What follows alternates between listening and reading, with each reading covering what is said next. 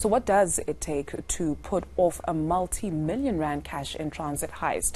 eNCA has been told it takes a lot of planning, a person on the inside, and a heavy dose of innovation. My colleague Govan Whittles has been speaking to people who've spent years on both sides of the divide. Govan, good morning to you. I want to start first of all by talking about people who actually pull off these cash and transit heists. You've had a chance to interact with them. What's the reasoning? Well, Dudu, what we've learned over the last few days is that there are various levels or layers to people or to the syndicates that pull off cash and transit heists. And the primary reason, of course, is the financial incentive. But we've also found out that the way in which these people are recruited has a lot to do with them being vulnerable and open to older and at certain times much richer syndicates or gangsters taking them under their wing. And you mentioned what does it take to pull it off. That's essentially what we heard from the ex-cash and transit robber about having a person on the inside working for the private security company, sometimes people working for the police, telling them which police units had been sent out to go after them. And then you, of course, had to have a backup crew, which would be responsible for fighting the police or shooting at the police while the other car gets away. And then once you get away, you need to have someone to take the money and give you a payment. Yesterday, when we got into some details about how these guys are paid, we found out that they don't even get the money that they steal. So essentially, after they've done the cash and transit heist, they hand over they call it the CPC, in which the money is held directly to the syndicate and receive their payment separately. So over the last 2 years, or last 2 days, we've been having a look at the cash and transit robbers, and we spoke to the lead investigator for Fidelity, former Hawks boss in KwaZulu-Natal, Johan Boysen, about the trends in cash and transit heists. But today, we'll be taking a look at what does it take to secure a company, and what is life like for these cash and transit guards who are often at the receiving end of the shootouts and are the ones that are more often than not shot first. So I spent some time with the private security company Fidelity and spoke to some of their employees, and really what emerged was the scale of their investment. They're spending tens of millions of rands just trying to make sure that their guards are safe, but that they have the latest technology to stay ahead of the innovation that you were talking about, things like signal jammers and explosives. But let's take a look at that package there. More than a dozen cameras keeping a close eye on the guards' every move. It's a similar situation up above. This state-of-the-art system makes the guards feel safer.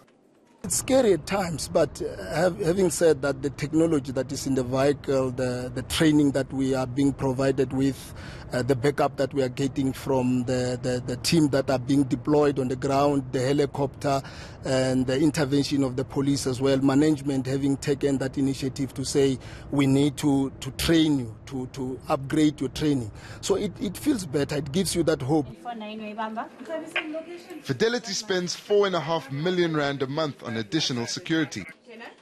Technology was upgraded in response to a spike in cash and transit heists 3 years ago. It exposed the weaknesses in the company's transport system. The vehicles weren't armor plated. Then it moved into vehicles were just normally armor plated and not preventing any AK-47 penetrating the vehicle. We had to change that armor so that we can prevent that. Then it went to armor-piercing bullets, which is also a different level. So we had to change our vehicles the whole time to make sure that we can protect our staff and make sure they can get to where they need to.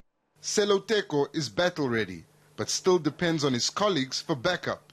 The moment you got the consignment in hand, the parcel, whatever the pickup was, it's a scary moment because you don't know who's waiting for you out there. Then you get more relief when you look around, you see your third man, the guy that is always giving you a backup, and you see when you step into the truck, you feel more safe as well because now it feels like you have arrived at home. Fidelity armored trucks have been targeted 12 times this year. Danger is almost guaranteed. But these men are breadwinners. Beside my wife and kids and my 3 children, I've got family that depends on me, that I left them at home. So every day they will have to give me a call to check on me how I'm doing, and it is a sad moment. I'm happy at the same time that I am going to provide for them, but they just have to hope that I'm coming back in the evening.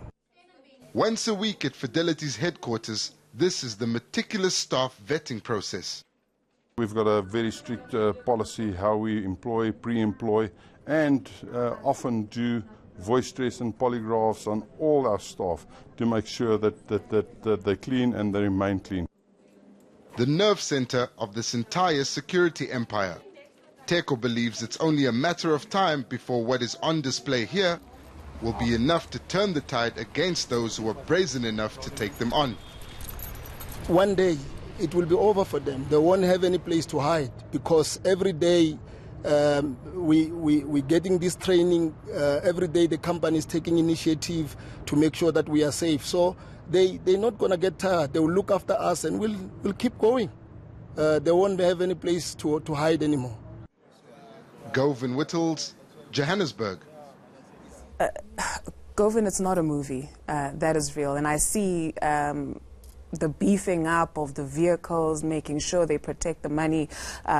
What goes into protecting the guards themselves, like psychologically as well, preparing them for any eventuality that might happen? Yeah, of course, when in the private security industry, there is a minimum level of training that's required.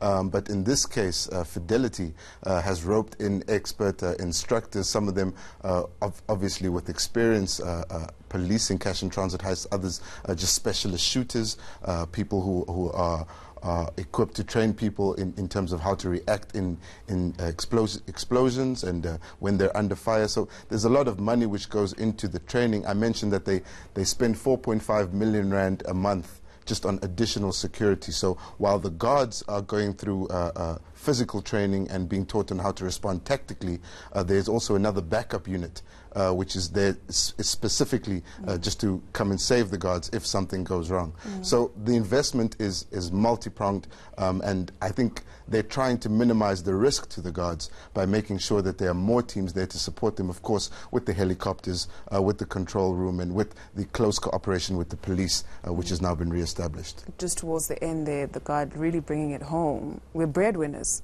You're doing this for your family, and I guess this is why they would take on such a risky job. Yeah, and it's interesting because when I spoke to Mr.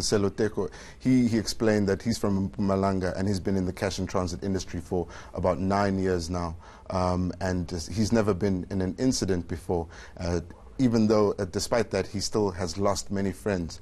But that wouldn't discourage them, because he says it's all about trying to make an honest living. These guys are basically just trying to do that, earn some honest money. Of course, in the cash and transit industry, for guards, it's an opportunity to get a bit of a higher salary because there are obviously serious risks associated with it. But Mr. Seloteko was saying that at the end of the day, that's why he's a cash and transit guard, because he believes that Fidelity especially is investing so much money into securing them. I mean, those trucks are 1.3 million rand each, and Fidelity builds those themselves. So there's a lot of investment into trying to protect these guys, and I think that's why they feel more comfortable trying to do this dangerous job. Yeah, thank you. You've done a brilliant job on this. I guess, you know, one will think twice before running away from these guys when you see them at the mall and thinking they're bringing death upon your door. Thank you very much, Govan Whittles, on that report.